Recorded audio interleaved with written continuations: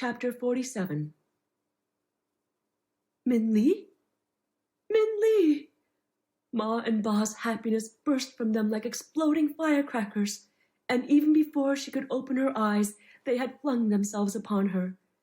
The joy! How it flowed and flooded over her. More golden than the king's dragon bracelet, sweeter than a peach from the queen mother's garden, and more beautiful than a goddess of heaven. Min Li smiled, treasuring her good fortune. Ma and Ba only stopped hugging her when her stomach began to grumble with hunger. Ma rushed to make a special breakfast, taking out the carefully saved dried pork to make Min Li's favorite porridge, while Ba jumped to get some fresh water to make tea. But when Ba went into the main room, he made a choking noise that caused Min Li and Ma to come running. "What is that?" he said, pointing. Min Li followed his finger and saw him pointing at her traveling possessions on the table. The fish swam merrily around in its bowl as the silk of her brocade bag made the sunlight skip around the room. "That is a bag given to me by the king of the city of bright moonlight," Min Li said. "It is very fine, isn't it?" "Not that," Ba said, waving the bag away. "That!" And now Min Li saw that he was pointing to Dragon's stone ball. "It's just a gift from a friend," Min Li said, handing it to her father. Ba took it in his hands reverently, a look of awe on his face. "This is not just any gift," Ba whispered, and he took his sleeve and gently rubbed the surface of the stone.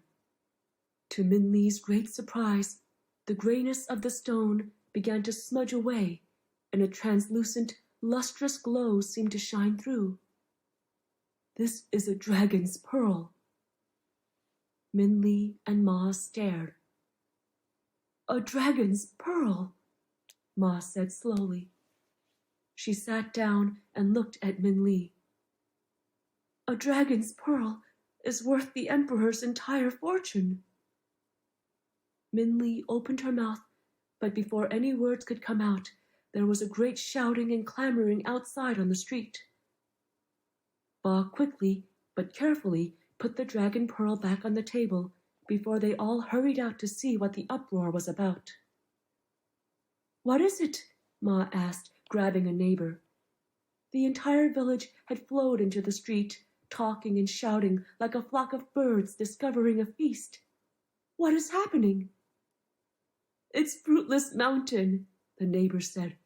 "Fruitless Mountain has turned green." "What?" Ba said. It's true," another neighbor chimed in. "Fruitless Mountain is no longer fruitless, and the Jade River is clear and fresh too." Min Li, Ma, and Ba looked at the mountain.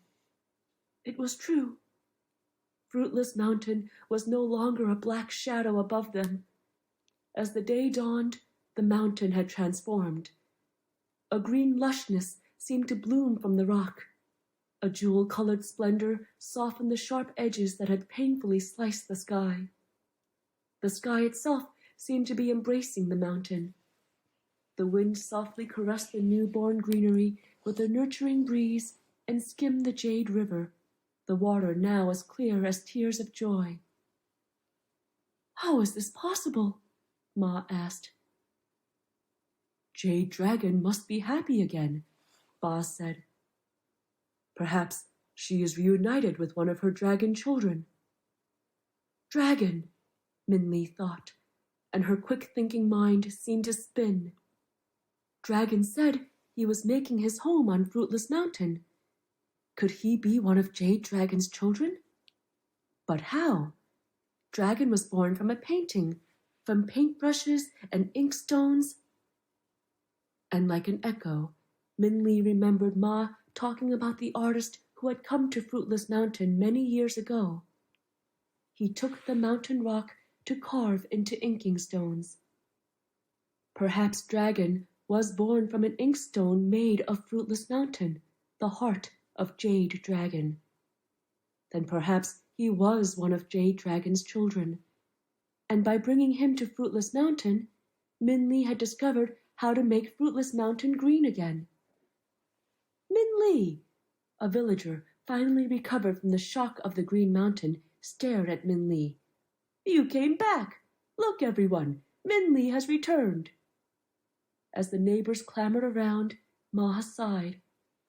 But it was a sigh of joy, a sound of happiness that floated like a butterfly in the air. Good fortune has come to the village, Ma said, smiling, and to us as well. Yes, Ba said, looking affectionately at Min Li. But the best fortune is the one that returned.